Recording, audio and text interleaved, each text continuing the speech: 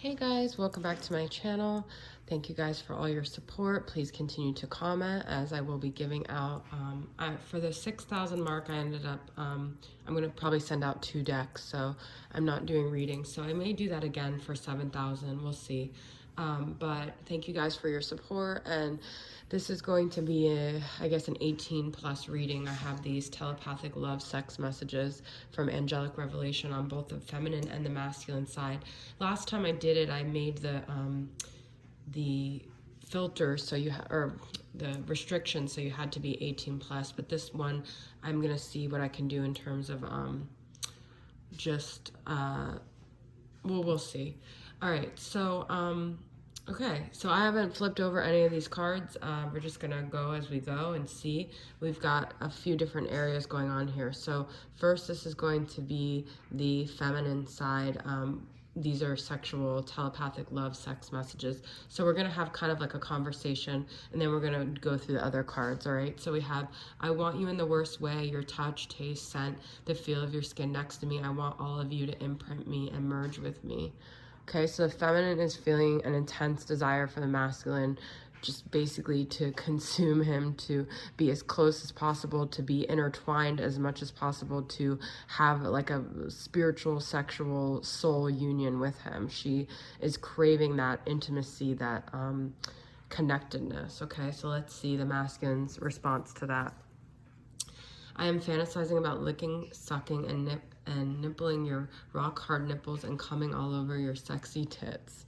So this is I guess this sort of lines up, okay? A lot of these cards do, but he's having a lot of like dirty thoughts. I feel like has like that like really like testosterone energy, even if it's a feminine, even if it's a woman, but it has divine masculine energy. I feel like he wants to kind of like dominate her and show his like masculine energy and like imprint. Actually, she's saying, I want you to imprint me, and he's saying, I want to imprint on you. So they're actually kind of mirroring each other with this. It's like coming all over her tits is sort of a form of imprinting. So I feel like he wants to make his mark on her and have that sense of like control, and she wants to kind of be submissive and be imprinted on. So there is kind of a mirroring energy going on there, okay?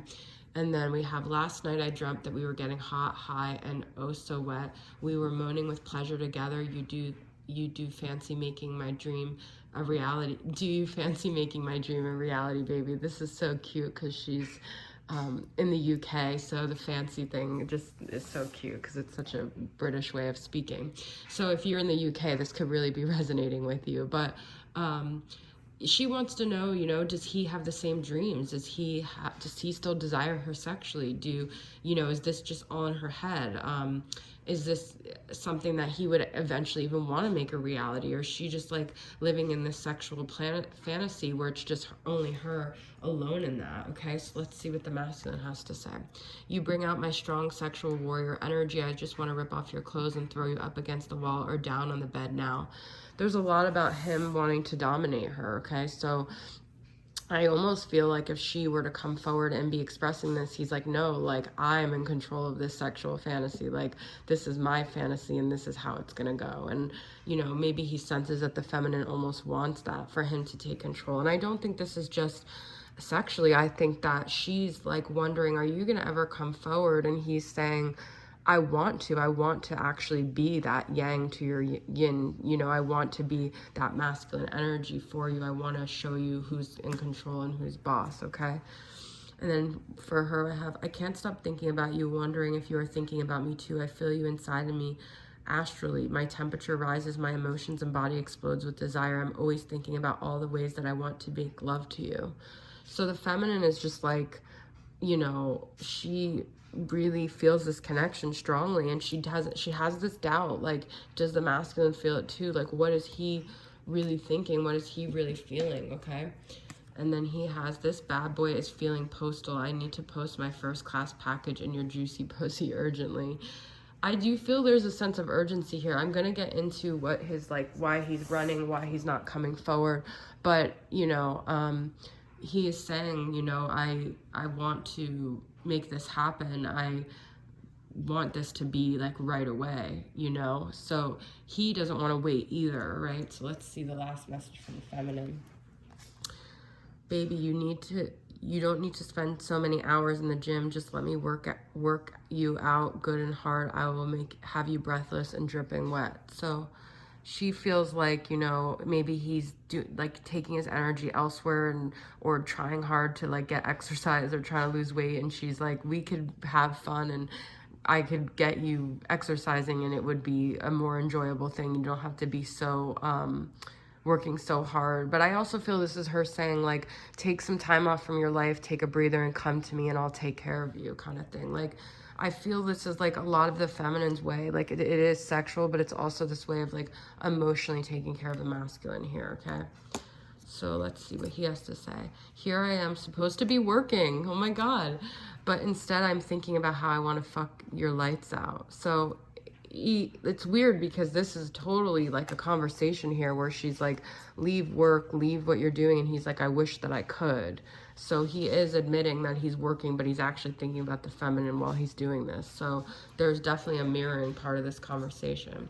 So let's see from Confessions of a Runner why he's not coming forward with all these fantasies, with all these things that he wants to do. I know that you are right. That's why I can't face you right now.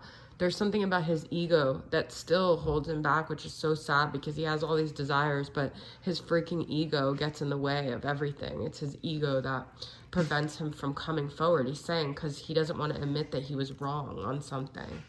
He doesn't want to, because then he'll kind of lose some of that masculine energy. He thinks being wrong is being emasculated, which it isn't, but that's what he's been conditioned to feel. The sexual desire is too intense. Is this just lust because all I can think about is banging you? The masculine might have this thing that, like, if he just thinks of the feminine in such a sexual way and like almost objectifies her, then he wonders, does he really love her? Because the desire is so much that maybe it means he doesn't actually have feelings for her. So I feel like he questions, like, would it just be sex? Would it just be lust? Would it just be, is it love that I'm feeling? Is this the love?